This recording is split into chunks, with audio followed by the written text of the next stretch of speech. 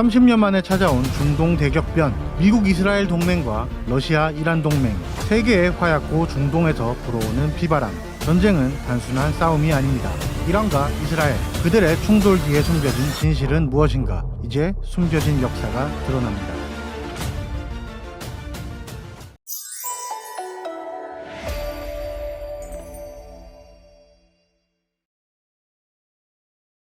안녕하세요, 비슐랭입니다. 현재 비트코인을 넘어 주식 투자를 하시는 분들까지 가장 눈여겨보고 있는 위험은 아마도 이란과 이스라엘의 중동 전쟁이 아닐까 합니다. 미국 대선, 고용, 금리도 중요하겠지만 러시아 우크라이나 전쟁과 더불어 글로벌 경제의 가장 위협 요소는 지금 뜨겁게 달아올라 있는 중동 두 국가 간의 전쟁일 텐데요. 수많은 언론에서 다양한 전문가분들이 다루고 있지만 결국은 우리 투자자분들이 궁금해하시는 내용은 이게 아닐까 합니다. 왜 싸우고 있는 건지, 무엇을 위해 싸우고 있는 건지, 언제까지 싸울 것인지, 최악의 상황에 얼마나 확전이 될 가능성이 있을 것인지, 이게 가장 궁금하신 내용일 텐데요. 오늘 영상 한 편으로 더 이상 중동 이슈는 찾아보지 않으셔도 되도록 빡빡하게 준비해봤습니다. 물론 쉽게 설명드릴 테니 믿고 따라오시죠. 영상 시작합니다. 자, 이번 전쟁이 왜 어떻게 발발된 것인지에 대해 알아볼 텐데요. 잠시 지난 영상을 보시죠.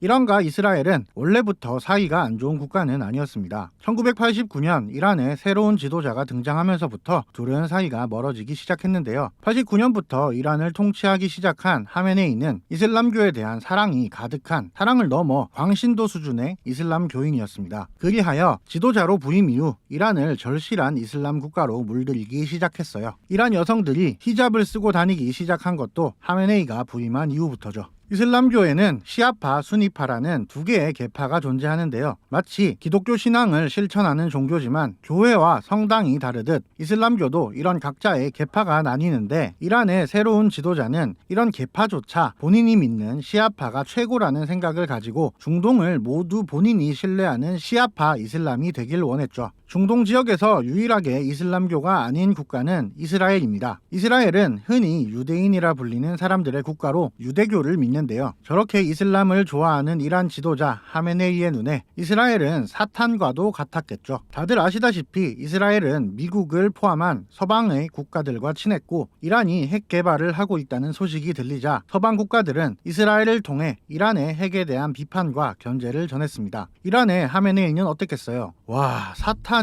우리나라 사업에까지 태클을 건다? 없애버려야겠다 하는 생각이 강했죠. 그치만 이란과 이스라엘은 멀리 떨어져 있는 국가입니다. 탱크를 보내고 군대를 보내서 공격하려면 이 먼 거리를 지나가야 하죠. 근데 이 가운데 있는 국가들은 딱히 이스라엘이랑 싸우고 싶은 마음이 없었어요. 그러니 여기 길을 열어주며 왔다 갔다 전쟁을 하도록 협조하지 않았죠. 네, 바로 이 부분입니다. 이란과 이스라엘 사이에는 여러 국가들이 존재하는데요. 이 중 가장 큰 땅덩어리, 중동에서 이란과 견줄 만한 유일한 국가는 사우디아라비아입니다. 사우디아라비아는 이란보다도 훨씬 넓은 영토를 보유하고 있으며 2023년 GDP 기준 1조 달러를 넘어서는 경제 규모를 자랑하며 중동 내에서 경제력 부분에서도 독보적 1위를 차지하고 있는 국가죠. 그런데 2023년 미국 조 바이든 대통령은 본인 주도하에 이스라엘과 사우디아라비아의 경제적 수교 합의를 추진하였고, 오랜 중동 역사 속에 다양한 이해관계가 얽히고 설켜 있겠지만 사우디아라비아와 이스라엘은 앞으로 핑크빛 미래를 구상하며 서로 앞으로 싸우지 않고 사이좋게 지내기로 약속을 하려고 한 것이죠.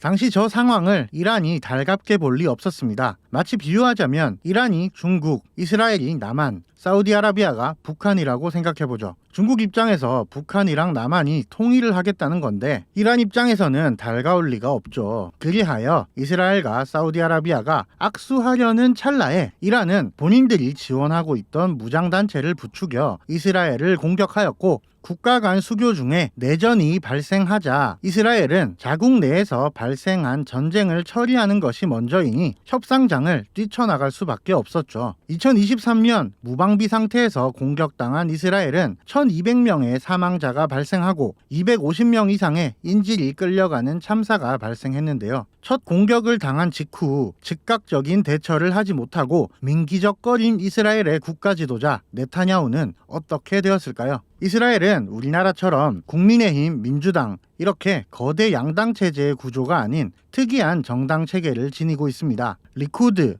예시 야티드, 블루 앤드 화이트, 슈라스, 야미나, 베이테누, UTJ, 하다슈타알 무려 8개의 정당이 고르게 힘을 나눠 가진 다당제 시스템을 지니고 있는데요. 사실 다당제도 아닌 것이 8개 정당 중 7개의 정당이 우파 성향의 정당이기 때문이죠. 이스라엘의 지도자 네타냐후가 2023년 무장단체 하마스의 테러에 늑장 대응과 화끈한 보복을 하지 못하고 움찔대는 모습을 7개의 우파 정당들은 강력히 비판에 나섰고 국민들의 여론도 네타냐후의 무능력한 모습을 강하게 규탄했죠. 더구나 네타냐후 총리는 2020년부터 부정부패 혐의로 기소되어 재판이 진행 중이었는데요. 2023년 하마스를 상대로 무능한 모습에 실망한 이스라엘 여론은 네타냐후는 전쟁 때려치고 감옥에나 들어가라는 원망의 목소리로 변했고, 네타냐후는 바닥에 떨어진 본인의 지지율을 회복하고 재판 결과에서 유리한 판결을 도출하기 위해서는 필시 이번 기회를 빌미삼아 혁혁한 공을 세워 국민들의 마음을 다시 얻어야 했죠.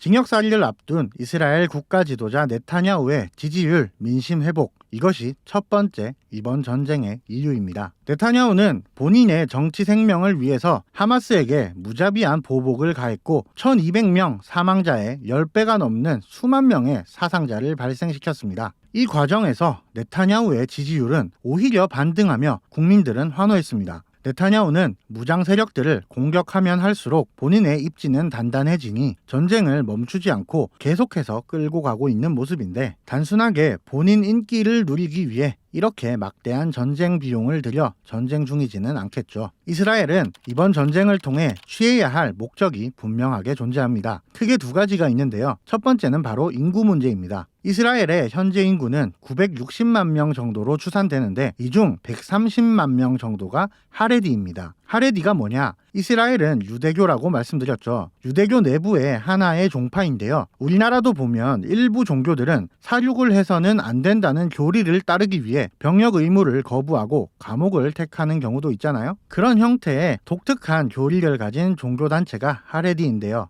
이 하레디는 평생 유대교 경전을 공부하는데 대다수 시간을 보내는 걸 중요시하기에 경제활동을 거의 하지 않는 경향이 있으며, 다사는 축복이라는 교리를 받들어 한 가정에 평균 6명에서 7명의 자녀를 낳는 높은 출산율을 보이는데요. 맞습니다. 남성들은 유대교 경전을 공부하느라 경제활동을 하지 않는데 한 가구당 6명에서 7명의 현대사회에서 말도 안 되는 출산율을 보이고 있으니 이스라엘의 인구는 기하급수적으로 늘어나는 것이죠. 통계에 따르면 30년에서 40년 후 2060년경 이스라엘의 예상 인구는 보수적으로 잡아도 1,500만 명, 넓게 잡으면 2천만 명으로 예상된다고 하는데요. 경제활동을 하지 않는 하레디라는 집단의 인구 비중은 2060년경 30%를 넘게 된다고 합니다. 그럼 남은 70%의 출산율은 다른 선진국들처럼 점차 줄고 있기에 결국 얼마 남지 않은 젊은 인구가 노인과 하레디에게 투입되는 복지 예산을 모두 감당해야 하는 기울어진 경제 시스템이 상당히 우려되는 상황인 거예요. 가만히 있어도 앞길이 막막한데 허구한 날 주변 무장단체들이 미사일을 쏴대기까지 한다면 이스라엘 입장에서는 골머리가 아플 수밖에 없겠죠. 그리하여 이번 기회에 주변에 위협이 되는 단체들을 모두 와해시키고 그것을 넘어 무장단체들을 지원하는 이란과 확실히 단판을 지을 필요성이 있는 거죠. 늘어나는 인구와 위태로운 경제 상황 속에 주변의 잡음을 이번 기회에 제거하고 가야 한다. 이번 전쟁의 두 번째 이유입니다. 그런데 이스라엘에는 폭발적으로 늘어나는 인구와 직결되는 또 다른 문제가 있습니다. 인구가 2배 늘어나게 되면서 이 많은 인구들이 마셔야 할 물이 문제가 됩니다. 이스라엘은 WRI 세계자원연구소의 조사 결과 북아프리카 지역의 국가들과 더불어 세계 10위권 이내의 물 부족 국가로 분류되는데요. 이스라엘 국가 자체의 건조한 기후 특성상 연평균 강수량이 매우 작고 그에 따라 자연스레 영토 내에 식수를 얻을 만한 강과 호수가 없습니다. 북부지방의 갈릴리 호수라 불리는 호수에 크게 의존 중이며 최근 바다의 물을 끌어와 염분과 불순물을 제거하고 식수로 바꾸는 해수 담수화라는 작업을 통하여 식수를 공급하고 있는데요. 바로 이 해수 담수화 시설이 밀집한 지역 그리고 유일한 식수를 제공받는 호수인 갈릴리 호수가 이스라엘의 북쪽에 위치해 있다는 것이죠. 맞습니다. 최근 뉴스를 떠들썩하게 장식한 헤즈볼라의 주둔지이자 최근 헤즈볼라의 미사일 공격이 집중되는 지역이 바로 이스라엘 북부지방입니다. 북부지방의 해수 담수화 시설이 공격받게 되면 이는 곧 이스라엘이라는 국가의 숨통을 조이는 행위가 되는 건데요. 무장단체 헤즈볼라의 미사일 사거리 내부에 갈릴리 호수와 해수 담수화 시설이 밀집해 있기에 이곳의 안전을 확보해야만 향후 국가 차원의 큰 위협을 제거하는 것이죠. 또한 최근 헤즈볼라의 북부 지역 공습으로 인해 수만 명의 이스라엘 북부 주민들이 해외로 피난을 가 있는 상태이기에 하루빨리 이 지역을 되찾고 확보하여 피난민들을 다시 안전하게 보금자리로 돌아오게 해야 하는 게 국가 차원에서 반드시 풀어야 할 숙제입니다. 물 부족 국가 이스라엘의 유일한 식수 공급처인 북부지방의 위협인 헤즈볼라를 몰아내고 북부지방의 물과 주민들의 안전을 확보하는 것, 이것이 바로 전쟁을 지속해야 할 세 번째 이유인 것이죠. 정리하면 현재 이스라엘이 전쟁을 강행하는 이유는 징역살이를 앞둔 이스라엘 국가 지도자 네타냐후의 지지율, 민심 회복이 네타냐후가 전쟁을 멈출 수 없는 제1목적이며 향후 네타냐후 본인이 막강한 권력을 휘두르기 위해서는 늘어나는 인구와 위태로운 경제 상황 속에 주변의 잡음을 이번 기회에 제거함과 동시에 물 부족 국가 이스라엘의 유일한 식수 공급처인 북부지방의 위협인 헤즈볼라를 몰아내고 북부지방의 물과 주민들의 안전을 확보한다는 공을 세워 국민들의 지지를 얻어내어야 할 필요가 있겠죠. 그렇다면 쉽게 정리하면 전쟁하고 있는 이유들이 해소된다면 전쟁의 우려와 공포는 종식이 될 거라는 뜻이기도 할 텐데요. 이스라엘은 과연 앞서 설명한 전쟁의 목적을 얼마나 달성하였을까요? 짧게 현재 전쟁 양상을 나타낸 영상이 있더라고요. 잠시 보고 가시죠.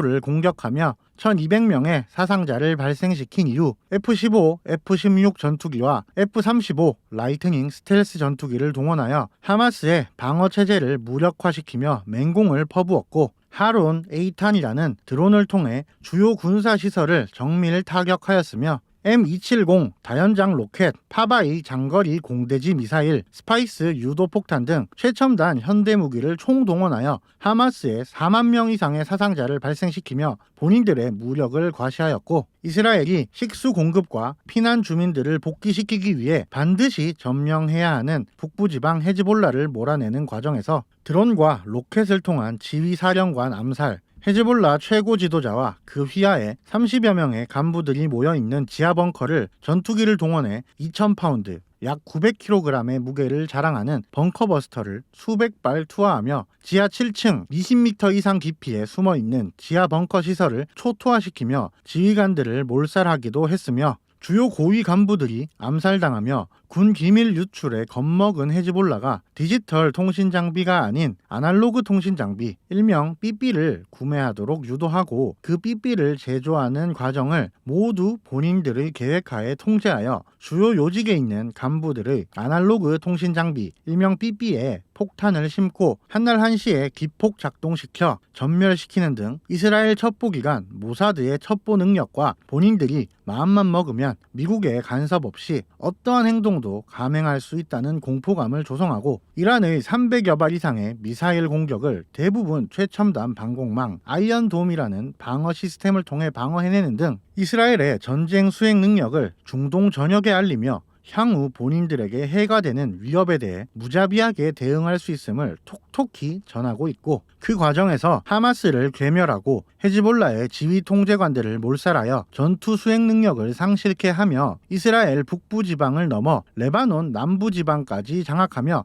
네타냐후 총리의 지지도는 최고조에 이르고 있는 상황입니다. 그렇다면 대부분의 본인들의 목적은 어느 정도 이룬 것으로 보이는데요. 현 시점에서 남은 우려는 어떤 것들이 있을까요? 이란에 대한 보복 정도 되겠습니다. 최근 10월 1일 이란이 발사한 미사일로 인한 이스라엘의 피해에 대해 유야무야 넘어간다면 네타냐후가 지금껏 1년간 이뤄놓은 성과들이 물거품으로 돌아갈지도 모르는 상황이기에 이스라엘의 이란 공습은 사실상 기정사실화라 보아도 무방하지 않을까 하는데요. 그럼 어떤 식의 공격이 가능할까요? 영상 초미에 말씀드린 것처럼 이란과 이스라엘 사이의 국가들은 두 나라 간의 전쟁에 협조하고 싶어 하지 않습니다. 따라서 헤즈볼라와 하마스를 공격한 것처럼 본인들의 영공을 날아다니며 전투기들이 교전하는 것은 중립국가들이 원치 않습니다. 그렇다면 육군이 동원되어 지상전을 펼치거나 공군 전투기가 날아다니며 요격하는 방식의 공격보다는 장거리 미사일을 통한 주요 시설 공격이 될 텐데요. 가장 우려가 나오는 목소리는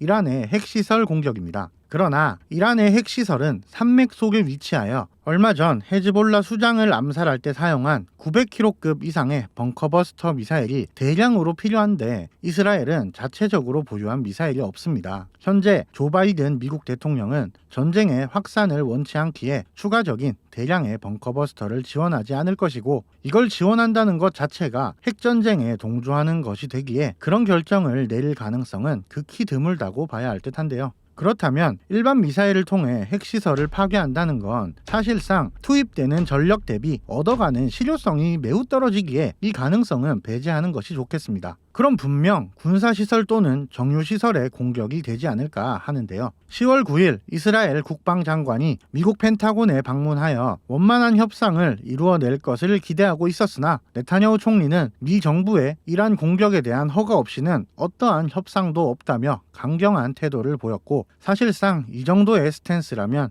정유시설 공습도 충분히 열어둬야겠죠. 그럼 이스라엘이 이란의 석유시설을 공격한다는 가능성은 상당히 높게 열어두어야겠는데요. 이유는 다른 곳에서도 찾아볼 수 있습니다. 애당초 미국은 이란과 사이가 좋지 않습니다. 그리하여 국제사회에서 미국의 수많은 제재들로 이란은 정상적으로 석유를 세계에 수출하는 데 있어 제약이 많았는데요. 이란의 석유 생산량은 전 세계 석유 생산량의 4에서 5%밖에 차지하지 않지만 이란 석유의 91%는 중국으로 수출되고 있는데요. 한 개 국가 기준으로는 막대한 비중이죠. 이스라엘 군이 이란의 정유시설을 타격하여 피해를 입힌다면 이는 중국의 경제에도 문제를 야기하게 되는데요. 어쩌면 미국이 이런 흐름을 바라고 있지는 않을까 하는 추측도 해봅니다. 그럼 이란의 정유시설 타격을 기정사실화 해놓고 여기서 벌어질 문제에 대해 생각해보죠. 사실 여기서부터는 아이러니합니다. 이란에 대해 잘 이해를 해야 하는데요. 이란은 특이하게도 국가의 지도자가 2명인데 대통령이 있고 종교 최고 지도자가 있습니다. 그리고 또 특이하게도 이란은 대통령에게 자국 군대에 대한 통수권이 없으며 종교 최고 지도자 하메네이에게 군대를 지휘할 권한이 있습니다. 그런데 또 특이한 점은 이란은 군대도 2개예요. 이란 정규군과 뉴스에서 심심찮게 들리는 이란 혁명수비대가 있는데요. 과거 종교 지도자 하메네이가 쿠데타를 일으켜 권력을 잡던 당시 본인의 호위무사로 활용하던 특수부대가 바로 이란 혁명수비대인데요. 종교 지도자 하메네이의 권력이 점차 강해지고 대통령을 능가하게 되며 이란 혁명수비대의 군사력 또한 함께 이란 국군을 압도하게 되었습니다. 지금 이스라엘이 이란의 석유시설을 공격하면 어쩌나 이야기하다가 혁명수비대가 왜 나와 하실 텐데, 바로 이 하메네이의 호위부대로 키운 이란 혁명수비대가 이제는 너무 몸집이 커졌단 거예요. 호랑이 새끼를 키운 거죠. 이란 혁명수비대는 군부대의 개념을 넘어 이제 이란 경제 전반 인프라에 관여하고 지분을 가지며 이란의 석유, 가스, 통신, 유통 등 사회 전반을 통제하는 기업이 되어버렸고, 바로 이스라엘의 타겟으로 떠오르는 석유시설은 이란 혁명수비대의 재산이기도 한 거예요. 그러니까 지금부터의 전쟁 양상은 이란 대 이스라엘이 아니라 이란 혁명수비대 대 이스라엘이 되어버린 것이죠. 공격받은 혁명수비대가 어떤 결정을 내리게 될지는 한 치 앞도 가늠하기 힘들기에 투자를 함에 있어 어느 정도 리스크를 머릿속에 염두에 두는 게 좋지 않을까 합니다. 그렇다면 최악의 상황, 전면전, 즉 중동 대전으로 이어질 가능성은 얼마나 될까요? 다행스럽게도 이 가능성은 매우 희박하다 보입니다. 작년 사우디아라비아만 보아도 이스라엘과 수교 협정을 통해 경제 발전을 이룩하려 하였고, 뉴스에 심심찮게 들리는 빈살만 왕세자의 네옴시티라 불리는 사우디의 새로운 먹거리 산업, 2020년 아랍에미리트와 바레인, 수단, 모로코 등 중동 국가들이 이스라엘과 맺은 경제협정인 아브라함 협정을 통한 경제개방, 다들 아시는 카타르의 월드컵 개최 등 중동 국가들은 이제 종교 교리보다는 경제적인 실리를 우선하려는 움직임들이 곳곳에서 보이고 있습니다. 큰 예시로 현재 이스라엘군이 레바논 남부의 헤즈볼라를 이토록 잔혹하게 공격 중인 상황에서 과거 같았으면 벌써 중동에 괴를 함께하는 종교 국가들이 참전하여 난리가 났을 터인데 다들 평화적으로 화해를 촉구하며 참전하지 않는 모습이죠. 따라서 주변국들이 너도 나도 신나서 전쟁에 참가하는 모습은 이전에 비해 중동 전역의 분위기가 많이 달라졌기에 가능성은 낮아 보이고, 그럼 이란이 전면전을 선포하게 될 가능성? 앞서 말씀드렸듯 탱크를 끌고 오기엔 너무 멀고 이스라엘까지 도달하는 길목은 대부분 사막지대가 많기에 사실상 불가능합니다. 물론 중동 국가들이 국경을 개방해 줄 리 없고요. 그럼 공군 전투기를 통한 공격은? 이란과 이스라엘은 공군력에서 매우 극심한 전력 차이가 나는데요. 대표적인 예로 최근 러시아와 우크라이나 전투에서 미국이 우크라에 지원한 최신형 3세대 에이브럼 전차 31대가 러시아의 2세대 T-72 전차 1200대를 상대하는 전투가 있었는데요. 이렇듯 현대식 무기의 세대 차이는 생각하는 것 이상의 유의미한 차이를 보여주곤 합니다. 이란은 F-14, F-4 팬텀 등 3세대 전투기 100여 대와 미그 29, F-5 타이거 등 4세대 전투기 50여 대를 보유 중이지만, 이스라엘은 4세대 F-16 220여 대, 4.5세대 F-15I 80여 대, 5세대 전투기인 F-35 스텔스 폭격기가 현재까지 밝혀진 것만 27기를 운용 중인 데다 미국 F-15, F-16 제1비행대대가 상주 중이라 전투 능력은 사실상 비교가 불가능합니다. 공군을 통한 이란의 전면전은 사실상 불가능에 가까운 수준임을 본인들도 인정하고 있기에, 그럼 해양 운송로로의 수송작전뿐인데 그 또한 이란의 호르무즈 해협을 지나 홍해를 통해 진입하는 경로는 이미 미국 해군 5함대의 정찰 지역이기에 사실상 5함대와 대적한다는 건 자살 행위와 마찬가지기에 불가능할 것으로 많은 전문가들은 분석하고 있습니다. 결론이 뭐냐? 전면전 양상으로의 확산은 크지 않지만 장거리 미사일들을 통해 서로의 석유 시설들을 공격하는 방식의 도발의 과정에서 시장은 출렁일 가능성이 있다는 것이죠. 물론 세간에 이란이 주변 산유국들을 공격할 것이다, 핵무기를 발사할 준비를 하고 있다는 이야기도 나오지만 사실상 그런 행위를 자해하는 건 더 이상 현대사회에서 패망과도 같은 행동이기에 가능성은 배제했고요. 자, 그럼 최종적인 결론을 한번 내볼까요? 이스라엘은 네타냐후 총리의 지지도 상승을 위한 정치적 목적, 물 부족 극복, 북부지방의 평화 확보 등 대부분의 문제점들을 어느 정도 본인이 유리한 고지에 다다랐다. 삐삐폭탄, 헤즈볼라 수뇌부 몰살, 하마스 괴멸 등 수많은 전쟁 성과를 통해 중동 전역에 본인들의 무자비함과 전투 능력을 충분히 과시하는데도 성공적인 성과를 거두었다. 마지막 남은 것은 이란의 마지막 공격에 대한 보복을 통한 자존심 회복.